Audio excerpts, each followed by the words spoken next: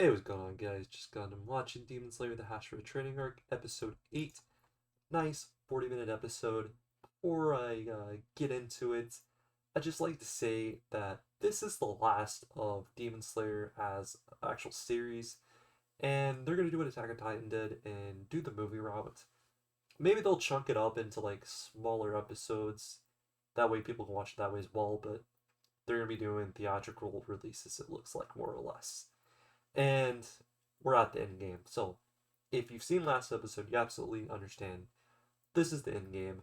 So Muzan is right there at Kaiga's doorstep with his wife, his two kids, and they're talking. And in our heads, we know basically he's gonna meet his end this episode. It's just gotta happen. It's inevitable. So there's no one there guarding him. He's all alone and he feels so secure to be there alone. He would never have guards. So, man, do they have the conversation. So, Muzan actually lets him live for quite a while. And he's going on about human wills and how demons, all they have to do is wipe them. And finally, as time goes on during the conversation, Muzan gets irritated. He brings out his claws, and he's basically ready. Kaiga is ready. He's ready to die at that moment. So his claws are out. Boom! Huge explosion. A big fire erupts, and I was confused. At first, I thought maybe Muzan has some type of like firepower. Maybe he did it. No, out of nowhere, like as all of the Demon Slayer corps are out and they're ready to come and see what's going on because they got a call from all the birds, and yeah, it's fighting time. So after that, we get to see something weird. A corpse comes flying out that's burning on fire, and it's kind of regenerating oddly. And I'm like, what? Is that Master? Is he still alive? Is Kaiga still alive? No. Apparently, Muzan was attacked by him. And it's like, what? This dude sacrificed himself. And as he's like burnt up, he's having trouble to regenerate. There's like little nails that were stuck in him that were stopping it. And I don't know where these orbs flew out. And these orbs are pretty significant because that's what went into him. So thorns come out of nowhere. And it's a sneak attack from Tamaya. And that's where we're coming up with this like unexpected stuff. So after that, we're going back to some clips about how he doesn't have guards normally, and how he probably needs them, but the Stone Hashira's been there forever, and he's been asking him, and he never got to it. So of course, what happens is the Stone Hashira cuts his head off, and of course he doesn't die. So yeah, the only way that he truthfully died during this whole entire thing is if the sun comes out. And it gets really crazy. So we're gonna keep going. So after all that, the Demon Slayers all finally get there. Somebody is under attack. She is definitely in a hostage situation because Muzan has her in his grasp, and I have a feeling that she's got her. She's dead. She's not gonna make it. There's no way. I'm glad she atoned, but at the same time, she really did help. I know she was evil, but she actually turned away.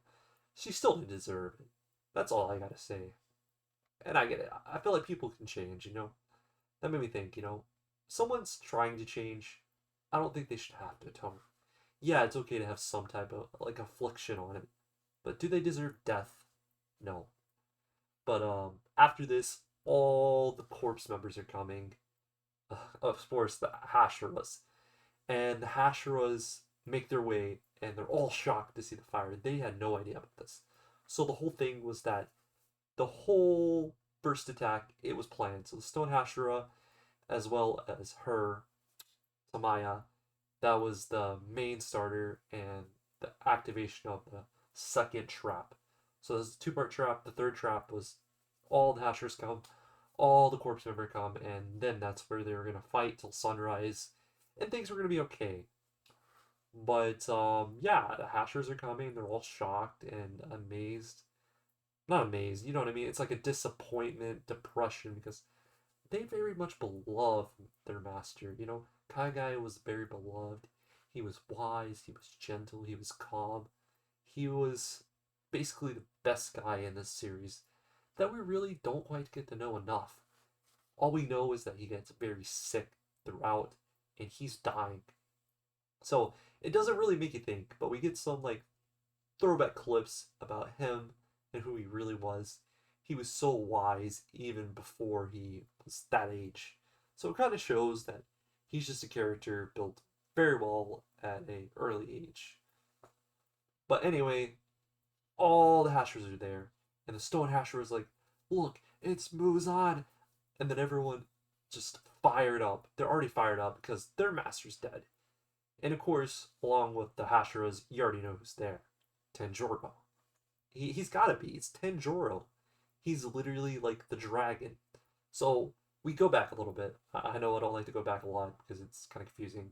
But during one of the stories that was being told by Kagaya, there's something about a dragon, and I believe the dragon is Tanjiro. Literally. I think that's what his fire is basically not fire breathing, but dragon breathing. That's my thoughts. They call it the sun, but I think it's more than the sun. I feel like a dragon could kill the sun. That's just me. Suns are real, dragons aren't. Okay, moving on, guys. So they all go in for an attack. This is where it just goes crazy. Like, I don't like to cuss a lot on these, but like it's about to go crazy. They start doing their forms. Every one of the Hashiras, including Tanjiro, and this is where things get crazy. Muzan, all the voices stop. Everything stops. Just everything stops. Boom. We hear the like little guitar thing. God, I can't think of it. It's a Japanese instrument, and they start playing it. Boom. Out of nowhere, these trapdoors all come down from the bottom of their feet. Everyone falls. They're like all start falling down, and as we go, we get to see more and more Demon Corps members fall down. Every one of her buddies. And one of the things that really turns out, so like, as everyone's getting like took down, of course, all of our like little side character friends are also there. So it's really, really just it's gonna be epic. So it's just setting up for the next big thing.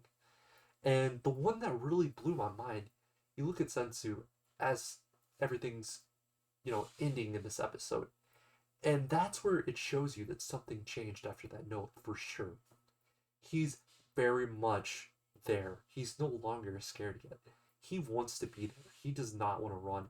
He wants to fight. He's got fire in his eyes, and I just think that's beautiful. They did. I don't know what happened.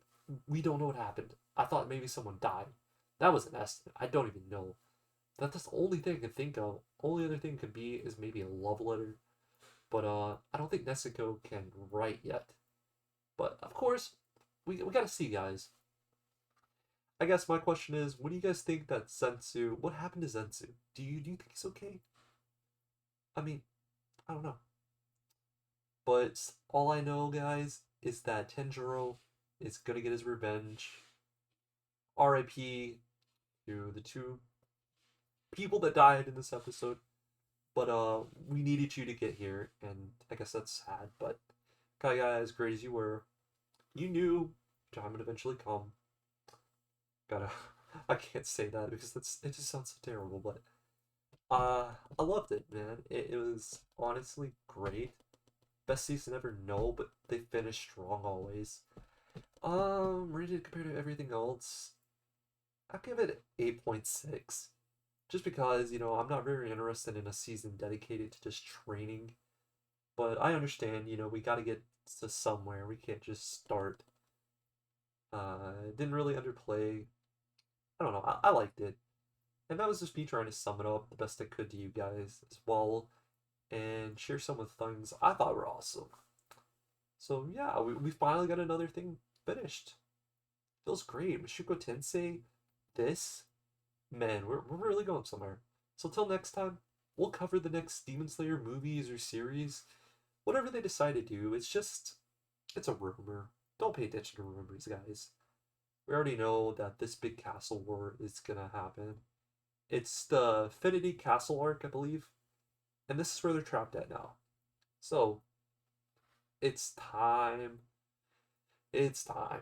It is battle time in these next episodes, movies, whatever they decide to do. Anyway, guys, I hope you stay safe and peace.